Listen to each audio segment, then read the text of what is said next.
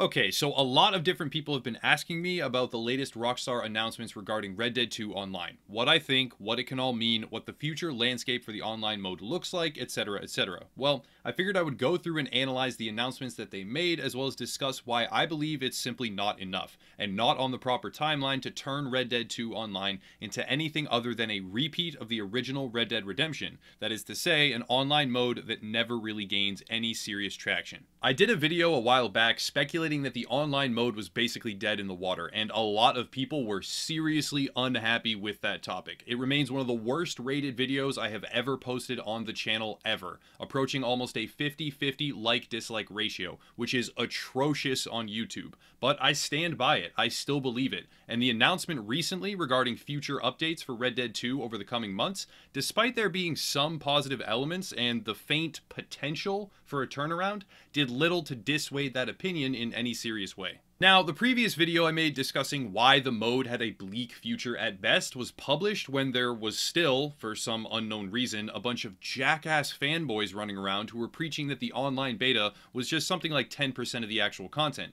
They have tons more, was the claim. It's just a beta, and everyone will soon regret their skepticism. Well, are we past that yet? Can we finally wake up and face the music? The Red Dead 2 online beta is not a beta at all. It is merely a buzzword, and at best, a method to circumvent patch approval times. It is not, however, some basic test with some massive batch of material waiting and ready to go just around the corner. Anyone who perpetuates that rumor is a dumbass. First, I'll read through the patch notes themselves with a bit of analysis, and then we can dive into why it really isn't enough. And though the potential is there, it's becoming increasingly obvious there is little to no intention of making Red Dead 2 Online any sort of priority. Alright, let's jump in. A big thank you to everyone who has taken part in the Red Dead Online beta over the holidays, and especially to those who have taken the time to provide us with their feedback. Please keep it coming. Red Dead Online will stay in beta for a few more months yet, as we have many more new gameplay features to add across the board, as well as further changes to improve, stabilize, and refine the overall experience.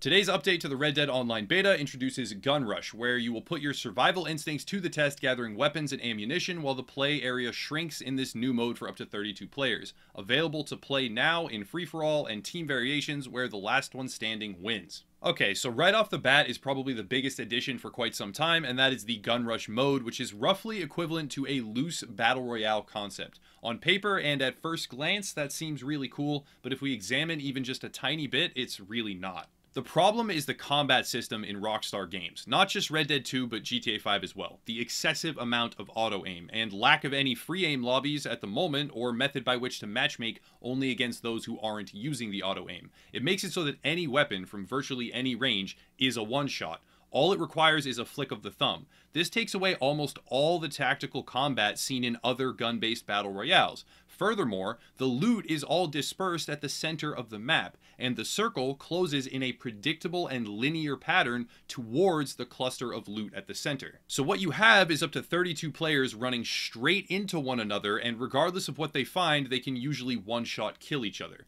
Then the circle closes in a perfectly predictable way, so camping works unbelievably well, and there is never that random element to drive players to change their position. Not to mention the fact, at the moment, that it's almost impossible to get more than 5 or so members tops in one of these 32-player matches, or proposed 32-player matches. So it's just an unbelievably time-consuming single-life free-for-all, which is essentially true of any battle royale, yes, but it's even worse with Gun Rush, because you aren't even really experiencing the looting phase like in Blackout or in PUBG. Gun Rush seems like a cool concept, but is totally out of place in Red Dead 2. It's pretty much just trash without some sort of drastic overhaul at the very least, but it's almost certainly not going to get that overhaul. Let's read on. More updates are coming soon, including new races and showdown modes and new clothing and emotes, as well as some additional changes based on player feedback, including daily challenges, tackle new challenges each day, covering every aspect of the game, from sharpshooting to evading the law and bounty upgrades. Some changes are coming to the way the law and bounty systems work in Red Dead Online to reduce the enticements for griefing.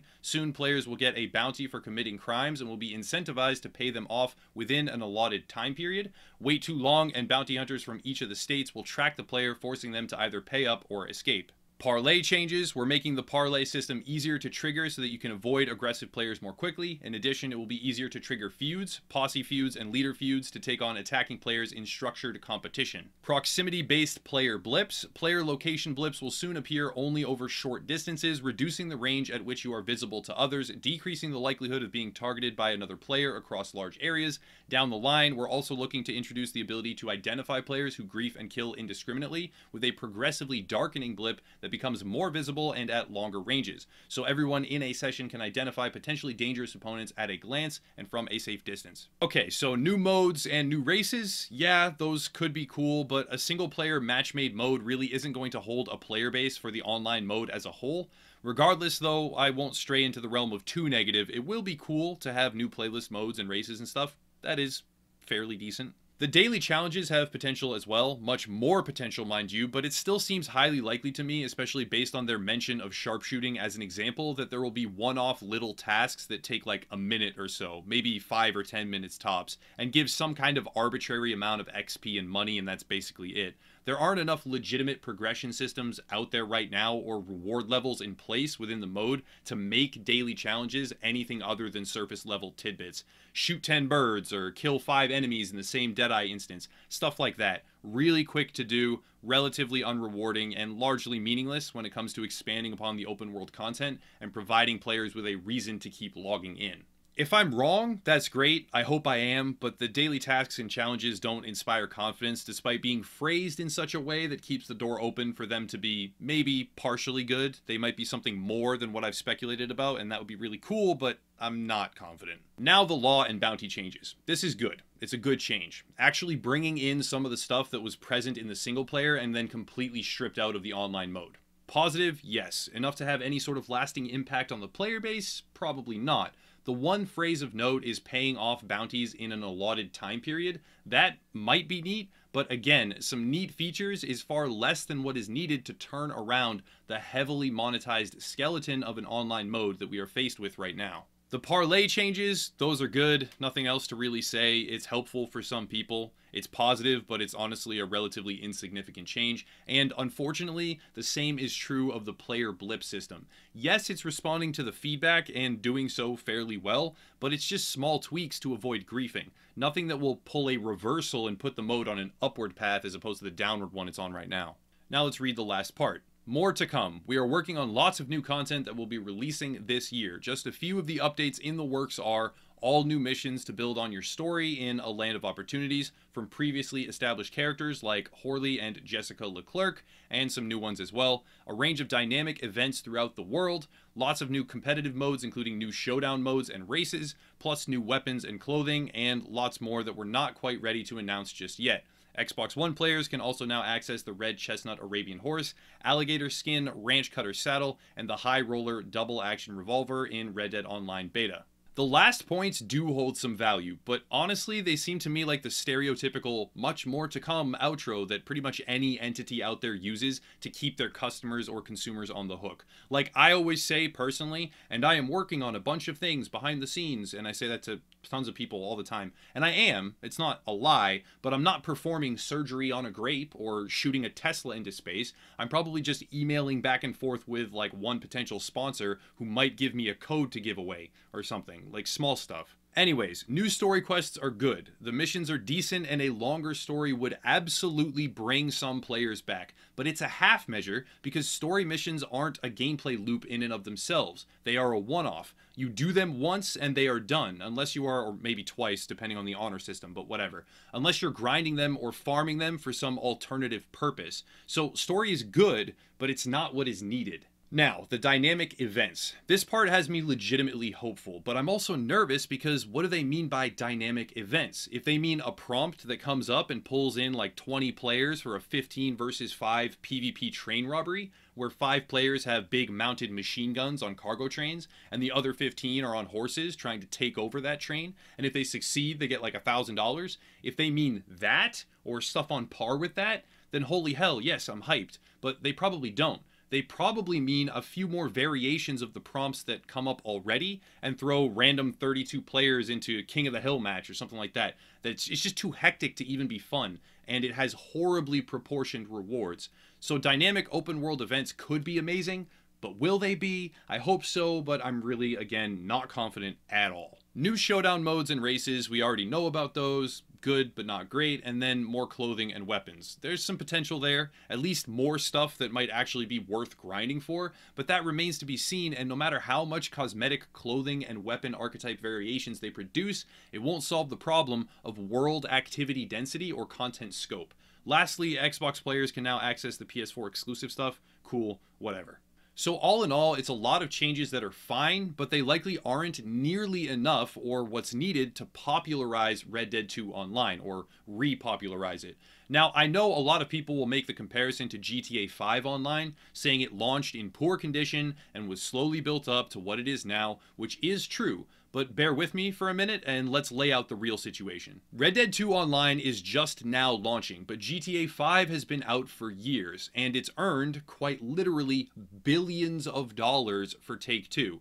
Now imagine there is a fiduciary responsibility to earn maximum revenue every single quarter. It's legitimately the only driving motivational factor, and everything that Rockstar develops for Grand Theft Auto 5, with its well-established pre-existing fanbase, sells like hotcakes. Now imagine Red Dead 2 Online, having just launched, got huge backlash for being too pay to win, which it did. Imagine that the industry at the moment is very unreceptive of the same tactics used to make GTA 5 as profitable as it was.